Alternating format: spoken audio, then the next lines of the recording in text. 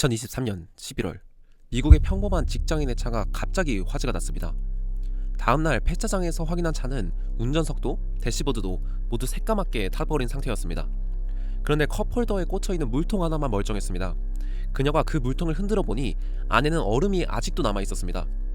이 20초짜리 영상은 9천만 뷰를 넘기며 역사상 기록적인 바이럴 사례로 남았습니다. 혹시 주변에 이런 텀블러 든 사람 본 적 있으시죠? 손잡이 달리고 빨대 꽂혀있고 색깔이 예쁜 그 물통이요. 누군가는 색깔별로 모읍니다. 누군가는 한정판이 떴다고 새벽부터 줄을 섭니다. 솔직히 좀 이상하죠. 그냥 물 마시는 통인데요. 기능만 보면 마트에서 파는 만원짜리랑 크게 다르지도 않습니다. 그런데 사람들은 이걸 45,000원에 삽니다. 그것도 모자라 중고로 두세 배의 값을 주고 삽니다. 왜 그럴까요? 제품이 특별해서가 아닙니다. 이 물통을 든 사람이 이거 내 물건이야 라고 느끼기 때문이에요. 페르소나, 라틴어로 고대 로마 가면을 의미합니다. 사람, 인격, 성격을 모두 하나로 페르소나라고 이야기하죠. 이 페르소나는 아마 들어보셨을 겁니다.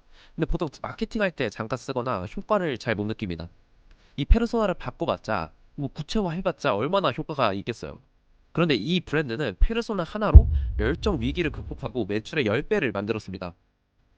과연 어떻게 단종시키려던 제품을 페르소나 전략을 통해 매출의 10배를 만들어냈을까요? 오늘 소개할 브랜드는 스탠리입니다. 1913년 미국 윌리엄 스탠리라는 발명가가 있었습니다. 그런데 이 사람 원래 물통을 만들던 사람이 아니었습니다. 전기를 다루던 사람이었어요. 변압기를 연구하던 발명가였죠. 그가 풀고 싶었던 문제는 아주 단순했습니다. 어떻게 하면 커피를 하루 종일 따뜻하게 들고 다닐까? 그 시절 보온병은 전부 유리였습니다. 단열은 됩니다. 근데 툭 치면 깨졌어요. 현장에서 일하는 노동자에게 유리병은 사치였습니다. 여기서 스탠리는 변압기를 만들며 익힌 용접 기술을 붙입니다. 유리 대신 강철로 진공을 감싼 거예요. 그렇게 세상에 없던 물건이 나옵니다. 깨지지 않는 올스틸 진공 보온병. 이 물건은 처음부터 거친 현장에서 일하는 남자의 물건이었습니다. 안 깨지고 평생 쓰는 노동자의 장비. 100년 동안 스탠리가 상상한 주인은 언제나 그 사람 하나였어요. 그리고 바로 그게 스탠리가 오랫동안 잊혀졌던 이유이기도 합니다. 2016년쯤 스탠리엔 퀀처라는 45인치짜리 텀블러가 있었습니다. 캠핑 쪽 아웃도어 하는 사람들이 조용히 쓰던 제품이요. 잘 팔리지도 안 팔리지도 않는 그냥 평범한 물건이었어요. 당연했습니다. 스탠리가 바라보는 손님은 여전히 100년 전 그 현장의 남자였으니까요. 그리고 2019년 회사는 결정을 내립니다. 이거 재입고 그만하자. 사실상 단종이었습니다. 지금 수천만 명이 열광하는 바로 그 텀블러가요. 한때는 회사 안에서 죽은 재고 취급을 받고 있었던 겁니다. 보통 이야기는 여기서 끝나죠. 근데 스탠리는 바로 여기서부터 시작됐어요. 여기 단종 소식에 화가 난 사람들이 있었습니다. 회사가 아니라 고객이요. The Buy Guide라는 블로그를 운영하던 3명의 여성이었습니다. 이들은 이미 2017년부터 이 텀블러를 소개하고 있었어요. 그리고 회사가 100년 동안 못 본 걸 보고 있었습니다. 이건 아웃도어 남자들 물건이 아니다. 여성들이 손에 들고 다니고 싶어하는 물건이다. 단종된다는 소식에 이들은 직접 회사에 연락합니다. 그리고 창고에 남은 재고를 통째로 사겠다고 하죠. 회사 입장에선 죽은 재고를 털 수 있으니 마다할 이유가 없었습니다. 결과는요? 며칠 만에 완판. 물건은 하나도 바뀌지 않았어요. 바뀐 건 딱 하나. 이 물건의 주인이 현장의 남자에서 여성으로 바뀐 거죠. 바로 이 발견 위에서 진짜 부활이 시작됩니다. 2020년 스탠리의 새 대표가 옵니다. 테런스 윌리. 이 사람이 이력이 좀 재밌어요. 바로 직전까지 그는 크록스에 있었습니다. 그 못생겼다고 놀림받던 샌들이죠. 밴드 버니, 저스틴 비버 같은 셀럽들이 하이 패션으로 신게끔 되살린 장본인이죠. 그가 스탠리에 와서 한 일, 놀랍게도 제품을 바꾸는 게 아니었어요.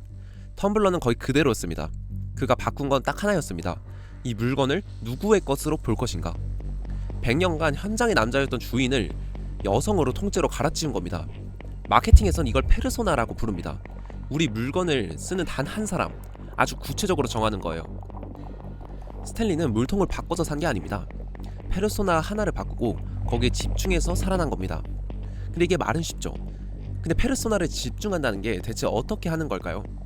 스탠리가 실제로 한 걸 뜯어보면 3가지 방법이 보입니다. 지금부터 그 셋을 하나씩 보겠습니다.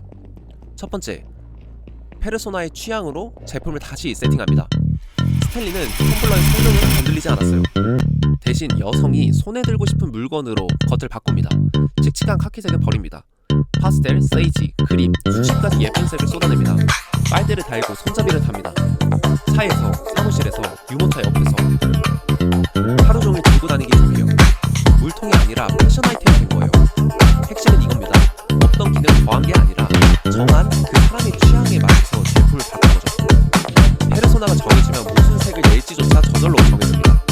두 번째, 정한 페르소나를 직접 무대에 올립니다. 스탠리는 유명한 광고 모델을 세우지 않았어요. 대신 틱톡의 평범한 여성들, 그리고 새 블로거를 주인공으로 세웁니다. 이 물건 사세요라고 회사가 말하지 않습니다. 그 페르소나들이 스스로 내 스탠리 좀 봐 라고 자랑하게 만들었죠. 그러자 사람들이 이걸 스탠리 손이라고 부르지 않기 시작합니다. 마이 스탠리, 내 스탠리. 회사의 것이었던 브랜드가 고객의 것으로 전환되는 순간입니다. 핵심은 이겁니다. 페르소나는 단순히 관찰 대상이 아닙니다. 브랜드의 주인공이 된 거죠. 그 페르소나의 사람이 자랑하기 시작하면 광고는 저절로 굴러갑니다. 세 번째, 페르소나의 욕망을 전략적으로 설정합니다. 수요가 폭발했는데 스탠리는 오히려 더 구하기 어렵게 만들었어요. 왜냐하면 그게 페르소나의 욕망이었거든요. 희소성. 한정 컬러만 짧게 풀었습니다. 스타벅스랑 콜라보한 색, 이런 게 뜨면 몇 분 만에 완판됩니다. 2024년 발렌타인 핑크 에디션이 나온 날 매장 문 열기도 전에 사람들이 줄을 섰고 그날 전국 매장이 동났습니다. 45,000원짜리 컵이 중고에서 9만원, 15만원에 팔리기 시작했고요. 살 수 있는 물건이 갖고 싶은 물건으로 바뀐 겁니다. 핵심은 이겁니다. 페르소나가 원하는 욕망을 전략으로 설계한 겁니다. 자, 그래서 스탠리는 4년 만에 매출이 거의 10배가 뛴 거예요. 제품은 거의 그대로였습니다. 오늘 우리가 본 건 3개의 서로 다른 비법이 아닙니다. 단 하나의 주장이었어요. 제품이 아니라 페르소나를 바꿔라. 이 물건을 누가 쓰는가를 다시 정한 것. 그게 전부였습니다. 그리고 그 하나를 실현시키는 방법이 3가지였죠. 하나, 그 사람의 취향으로 제품을 다시 입혔고, 둘, 그 사람을 주인공으로 세웠고, 셋, 그 사람의 욕망을 희소성으로 설계했습니다. 3개 다 결국 같은 한 사람을 향하고 있었어요. 그래서 스탠리는 흩어지지 않았습니다. 혹시 지금 안 팔린다고 접으려는 무언가 있나요?